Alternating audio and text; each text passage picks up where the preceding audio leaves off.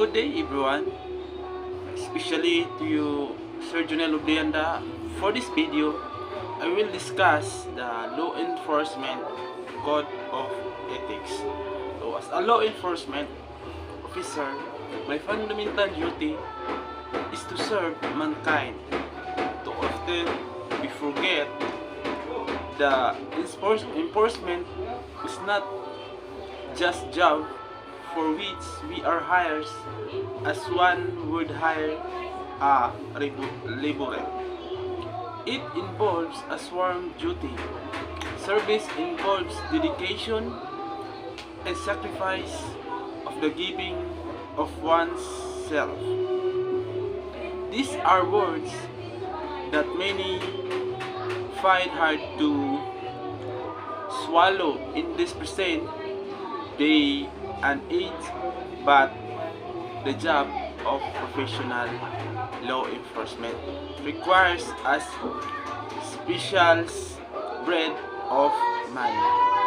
So, second, the safeguard lives and property to protect the innocent against deception, the weak against oppression or intimidation, and the peaceful against violence or disorder.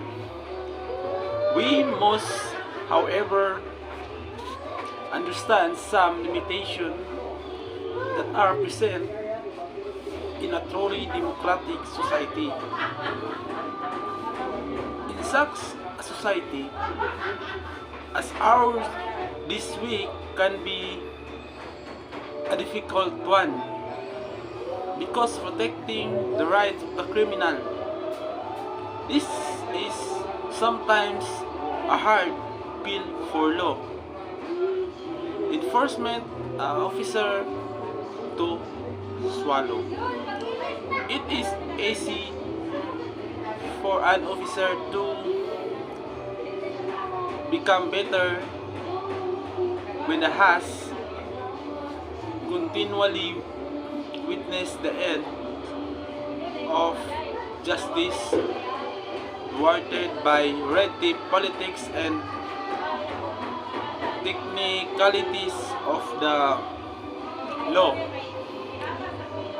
The more truly idealistic he is, the more frustrated he can become, especially if he lacks a philosophy or understanding of his true purpose in society which can he serves. So, to respect the constitutional right of all men to liberty, equality, and justice.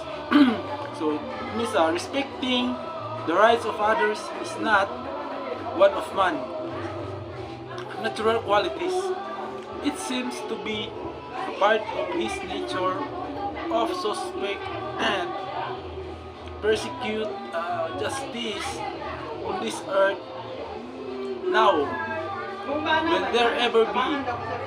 Because man is not all-knowing, nor it is himself protect. Still, we must strive for a form of justice that represents our ultimate capability. This involves not only great on the part of every person in the community, but individual sacrifice as well. I will keep my private life unsure as an example to all. So, means one of the first things that a law enforcement officer we must learn is that he has no private life. Every citizen should be entitled to his own private life, yet when a person accepts the calling of the law enforcement, As a voluntary measure, he must be willing to obtain his privacy as a sacrifice to the good of the community which he serves. A law enforcement officer could hide from his neighbors the fact that he is a policeman, then his private life could be his own. If a policeman has a family,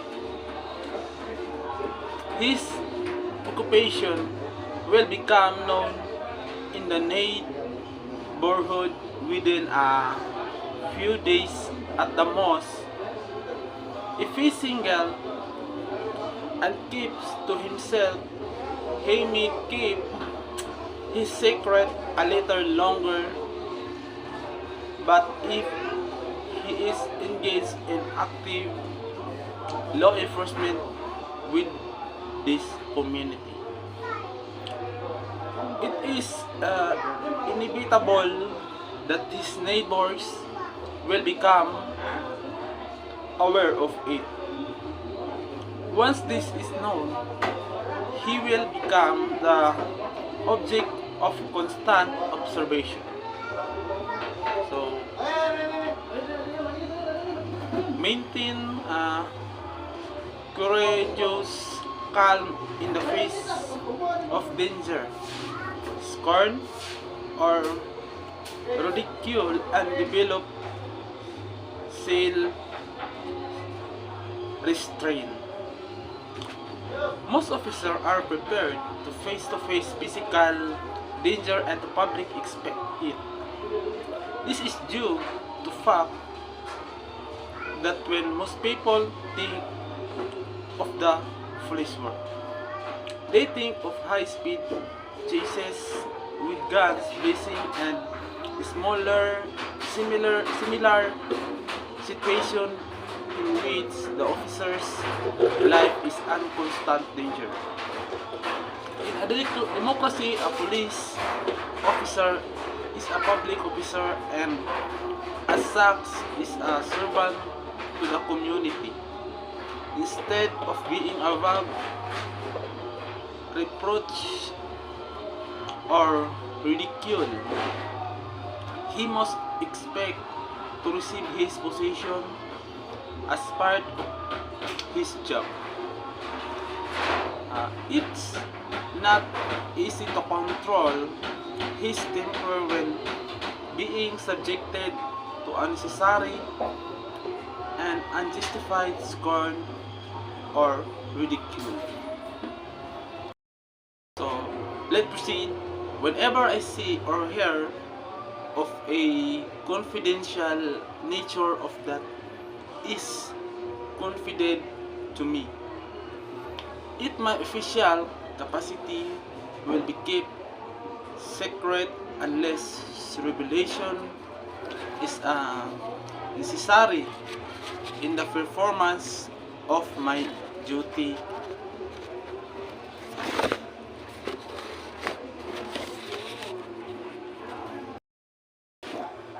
Some officers feel that there is a difference in that the information obtained by the doctor and attorney. It's freely given with the understanding that it will be confidential, whereas the information obtained as part the law enforcement officer can be the result of many sources or form of investigation. So I will never permit personal feelings, prejudice, animosities, or principles to influence my decisions. So it is quite difficult to know which desire is strongest in some persons. to help our friends, or to hurt our enemies. Both desires are part of our human nature. Helping our friends can be very good things in itself, but then it involves an inequity in the administration of justice we are served. In police work, there is a simple opportunity to both hurt enemies and help friends, and it takes person our strong character to properly perform his duties under these circumstances. Without professional conventions, this can be impossible. So we say to the I will never act officiously. One of the faults that is common to new officers is that they often that they often act officiously. They appear to the public to impress with their own importance. In a way, this is natural because it is associated with pride, and a new officer is usually very proud when first puts on his uniform and badge. So we proceed to the with no compromise for crime and with relentless prosecution of criminals, I will enforce the law courteously and appropriately without fear or favor, malice or will. The term with no compromise for a crime means that crime will not be knowing permitted. It does not mean that the officer must perform his duties to the letter of the law without taking into consideration the spirit of law. No one can predict or guarantee the final result of any ethical. Only God can do this. Man can only responsible for his immediate actions. If an officer does a good job and the criminal is released by the courts, the blame rests not upon him but upon the courts, the jury of society itself. So, I will never employ unnecessary force or violence. At times, the use of the force is the performance of one's duties is an absolutely necessity. There is no escaping it. It is extremely difficult to judge exactly or not. This use of force used in a particular situation was necessary or not. The use of force or violence during interrogations will often produce immediate confessions, but it should be avoided on ethical grounds in that the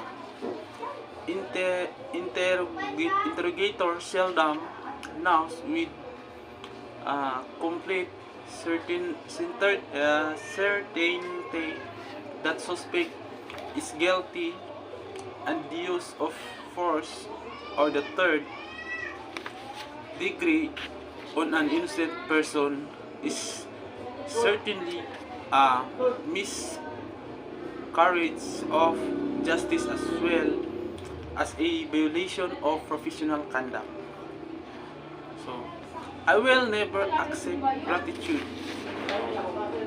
Gratitude utilize take two main forms. First is the gratuity given by a person with the sole intent of receiving something in return. Second, that is given slowly, but of and respect for law enforcement and job that a police officer are doing. To be truly professional, we must first be ethical. We must do what is actually desirable, not merely what we would like to be desirable. So next is I recognize the badge of my office as a symbol of public faith, and I accept it as a public trust to be held so long as I am true to the ethics of police service. This is the most overlooked and forgotten facet or law enforcement by the men of the field. It is this that enables and at times sucks frustrating and discouraging police officer must understand that he is one of the selected few. Officer should also understand that any personal rewards will not be obtained from the public itself, for the public is a difficult master. It there is to be personal reward.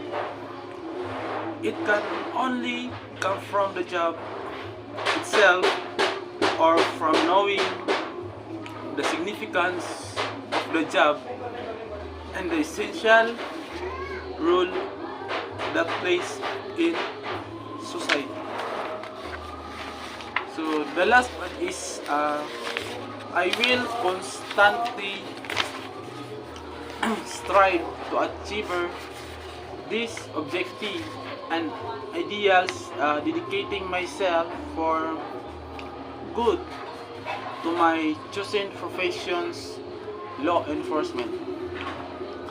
Proficiency is the law enforcement involves many factors. It involves mental, moral, and physical conditioning.